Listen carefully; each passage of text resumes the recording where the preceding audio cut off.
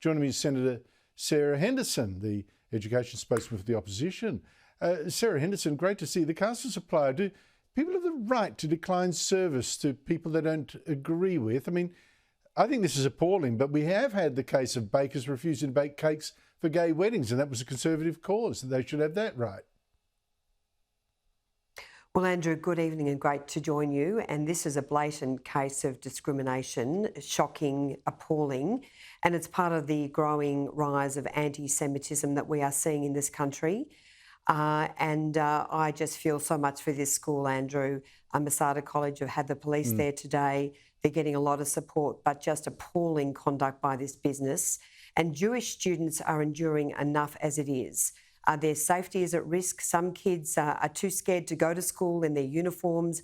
Jewish students on campus at universities are feeling frightened and under threat. And for a business to do this to a school is absolutely shocking. I think it's disgusting, disgraceful. I hope she goes broke, the bigot.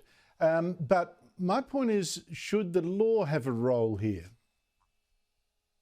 Well, the law does have a role. This is a blatant case of discrimination on the basis of race and religion. So this business is completely out of line, and I do hope there are consequences, serious consequences for this business. Just imagine if this spread. I mean, businesses already are being targeted because of their connections with Jewish companies and Jewish people.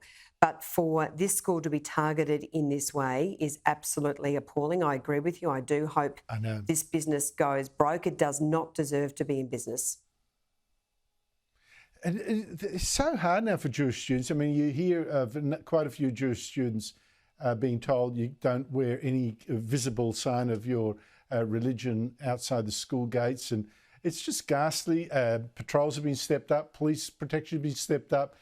You know, and there's the Prime Minister saying, oh, I'm really concerned about Islamophobia too. Well, hello, let's just deal with what's in front of us. Anti-Jewish Prime Minister.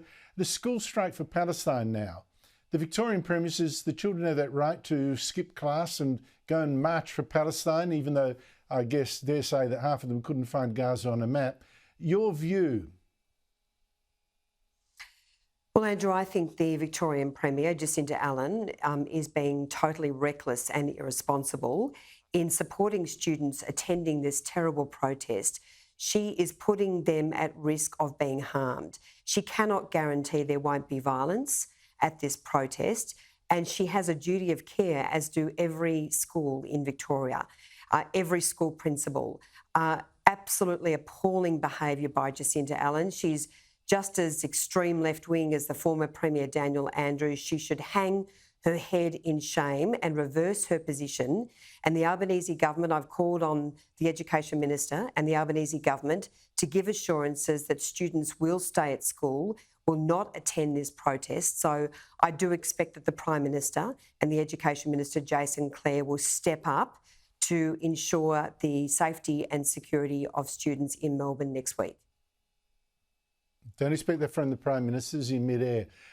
Here's an odd one though, Sarah. A Catholic school in the New South Wales Southern Highlands says it wants to cut in-school teaching to just 4 days a week and have students learn at home on Mondays with no formal teaching. This is just for the older students.